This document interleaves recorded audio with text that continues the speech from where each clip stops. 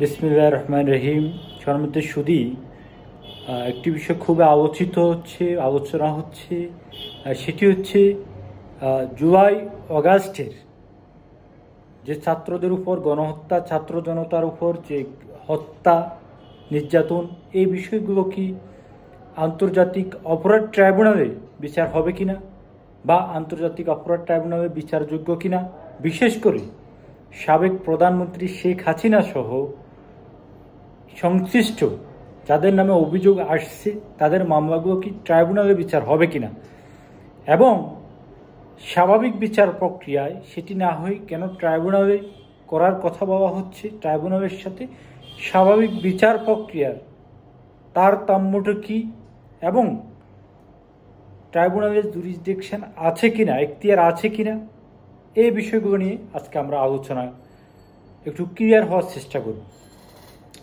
প্রথমত আমরা জানি যেটা ইন্টারন্যাশনাল ক্রাইমস ট্রাইব্যুনাল অ্যাক্ট 1973 একটা আইন আছে বাংলাদেশে, যেটার প্রেক্ষিতে মূলত যুদ্ধ অপরাধের বিচার, যুদ্ধ অপরাধ, মানবতা বিরোধী অপরাধের বিচার ইতিমধ্যে করা হয়েছে।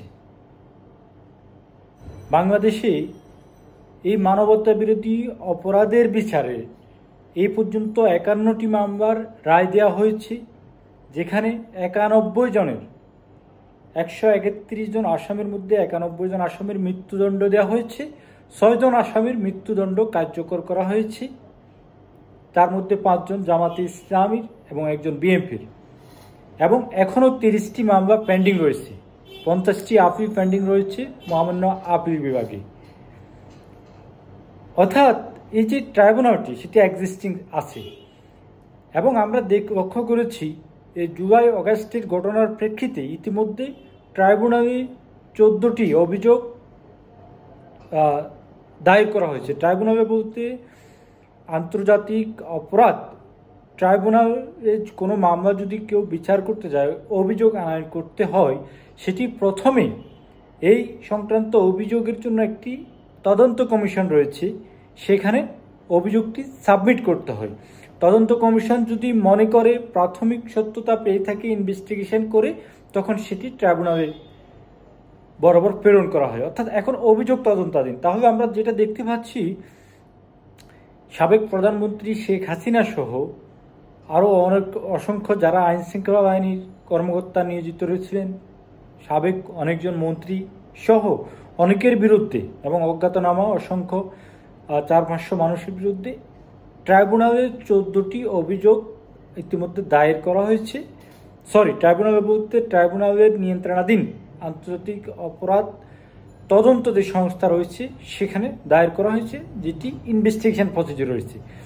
এই বিষয়টি যখন আলোচনা আসে, তখন আমরা দেখেছি রাষ্ট্রের 2 জন গুরুত্বপূর্ণ ব্যক্তি, মাননীয় আইন উপদেষ্টা প্রফেসর আসিফ নজরুল এবং রাষ্ট্রের প্রধান আইন কর্মকর্তা অ্যাটর্নি জেনারেল মোহাম্মদ আসাদুজ্জামান সাহেব বলেছেন, এই যে গণহত্যা, জুলাই আগস্টের যে গণহত্যা, নির্যাতন, এই বিষয়গুলো ট্রাইব্যুনালে বিচার করার এখতিয়ার রাখে, এবং সেটি চলমান প্রক্রিয়া, সেটি কার্যক্রম চলছে।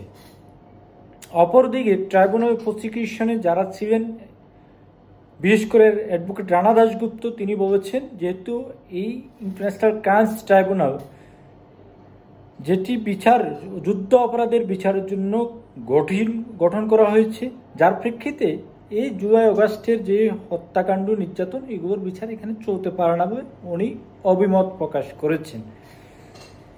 তো যাই হোক, সেটি একটি আইনি দীর্ঘ আলোচনা। আইনের আমরা সহজে যদি একটু ব্যাখ্যা সেটা দেখতে পারি, ব্যাখ্যা বা যদি একটু রিডিং পড়ি, সেখানে দেখতে পাই the international crimes tribunal act 1973, সেটার সেকশন 3-এ ক্রাইমস ট্রাইব্যুনালের জুরিসডিকশন এবং অপরাধের সংজ্ঞা দেওয়া হয়েছে। সেখানে বলা হয়েছে যে কোনো প্রকার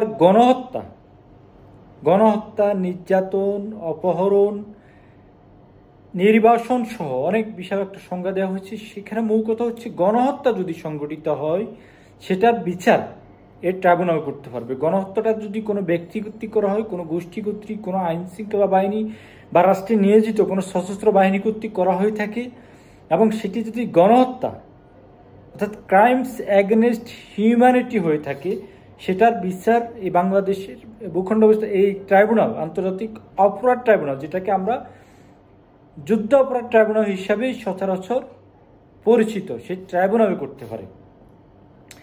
তাহলে এখন জুলাই অগাস্টে যে হত্যাগুলো হয়েছে কিনা সেটি গণহত্যার মধ্যে পড়ে কিনা, যে নির্যাতন হয়েছে সেই নির্যাতনটা এই গণহত্যা ট্রাইব্যুনালের বিচারাধীন, আন্তর্জাতিক অপরাধ ট্রাইব্যুনালের বিচারাধীন কিনা, সেগুলো একটু বিশ্লেষণের বিষয় রয়েছে।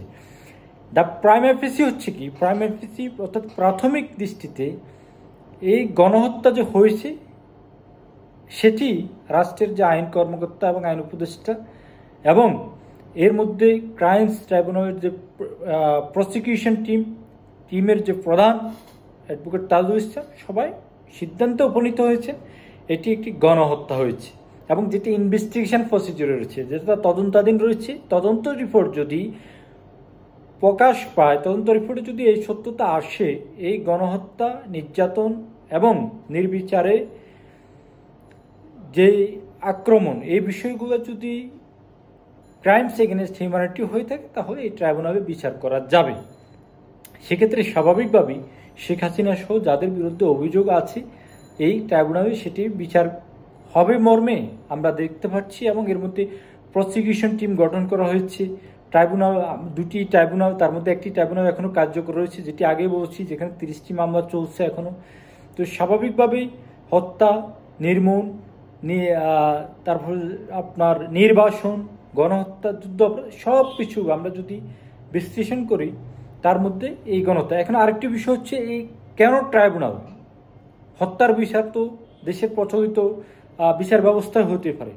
তো এখানে ট্রাইব্যুনালের বিচার করার যে বিষয়টি, সেটি হচ্ছে মূল স্পিরিট যেটি, সেটি হচ্ছে ট্রাইব্যুনালে একটা কথা মনে রাখতে হবে, ট্রাইব্যুনালে যে আমাদের ক্রিমিনাল প্রসিডিউর কোড এবং যে এভিডেন্স অ্যাক্ট, এগুলোর অর্থাৎ আমাদের ফৌজদারি বিচার ব্যবস্থা যেগুলোর উপর ভিত্তি করে চলমান বিচার কার্য পরিচালনা, সেগুলো ট্রাইব্যুনালের ক্ষেত্রে প্রযোজ্য না। ট্রাইব্যুনাল ফৌজদারি কার্যবিধির যে প্রসিডিউর সেটি মেনটেন করতে বাধ্য না, এবং এভিডেন্স অ্যাক্টের সব কিছু এখানে প্রযোজ্য হবে না। ট্রাইব্যুনালের একটা স্পেশাল জুরিসডিকশন দেওয়া হয়েছে, অর্থাৎ ফৌজদারি বিচার ব্যবস্থা যে গতানুগতিক ফৌজদারি বিচার কার্যক্রম রয়েছে, সেখানে মামলার কার্যক্রম দীর্ঘসূত্রতা, তদন্ত দীর্ঘসূত্রতা, অ্যাডজার্মন, মুলতবির বিষয় থাকে। ট্রাইব্যুনালে কোনো মুলতবির বিষয় নেই, দ্রুত বিচারটি সম্পন্ন হয়ে থাকে। এই কারণে ফৌজদারি কার্যবিধির যে প্রসিডিউর সেটি এখানে প্রয়োগ করার প্রয়োজন পড়ে না। মামলার যে অভিযোগ, তদন্তটি দাখিল করার পরেই বিচার কার্যক্রম শুরু হয়ে যায় এবং অতি সংক্ষেপে খুবই দ্রুততার সহিত করা হয়, তবে ন্যায় বিচার নিশ্চিত করার কথা বলাও হয়ে থাকে। এবং এই ট্রাইব্যুনালে যে জাজমেন্ট দেওয়ার পরে সেটি সরাসরি হাইকোর্ট না হয়ে অ্যাপিলেট ডিভিশনে আপিল করতে হয়। অর্থাৎ বিচার প্রক্রিয়া যে দীর্ঘ মেয়াদী যে একটা প্রক্রিয়া, সেটি থেকে নিস্তার পাওয়া যায়, সহজেই ন্যায় বিচার নিশ্চিত করা যায়। ন্যায় বিচার নিশ্চিত বলতে শুধু আসামিকে ফাঁসি দিয়ে দিবে সেটা না, আসামিও ন্যায় বিচার পেতে পারে যদি সে অপরাধ বা তারা যদি অপরাধ না করে থাকে, তারা এখানে এই দ্রুত বিচার পাওয়ার যে প্রক্রিয়াটি সেটি ট্রাইব্যুনাল নিশ্চিত করে থাকে। তো ওভারঅল এখন যে বিষয়টি হচ্ছে এই ট্রাইব্যুনাল গঠনের প্রেক্ষিতে, এবং এমনও হতে পারে শুধু ট্রাইব্যুনালে যে অভিযোগগুলো দায়ের করা হচ্ছে সেটি না, দেশে জুলাই অগাস্টে যে গণহত্যা বা যে মামলাগুলো হয়েছে, সরকার এমনও হতে পারে যে কোনো একটা প্রজ্ঞাপনের মাধ্যমে সকল মামলাগুলো এই ট্রাইব্যুনালে নিয়ে আসতে পারেন একাত্রে বিচার করার জন্য। অর্থাৎ এই ট্রাইব্যুনালের একটার দিন অপরাধের গণ্য হয়ে যেতে পারে। জুলাই অগাস্টে গণহত্যা বা ছাত্র জনতার উপর যে হত্যা নির্যাতন হয়েছে, সেগুলো বিচারের জন্য একটি নোটিশে সরকার প্রজ্ঞাপনে এই ট্রাইব্যুনালে নিয়ে আসতে পারে। অর্থাৎ তাহলে যে বিষয়টি দেখা যাচ্ছে, এতে কোনো সন্দেহ নেই, সাবেক প্রধানমন্ত্রী শেখ হাসিনা সহ আইন শৃঙ্খলা বাহিনী বা সরকারের যারা কর্মকর্তা রয়েছেন, যেসব ব্যক্তি, গোষ্ঠী বা রাজনৈতিক অঙ্গ সংগঠন বা দল রয়েছেন যারা এই সময় ক্রাইম করেছেন, তাদের বিচার এই ট্রাইব্যুনালে হওয়ার একটা সমূহ সম্ভাবনা রয়েছে এবং প্রক্রিয়ার মধ্যে দিয়ে চলে গেছে, এবং খুব দ্রুত বিচারটি হবে বলে মনে করা হচ্ছে। ধন্যবাদ সবাইকে।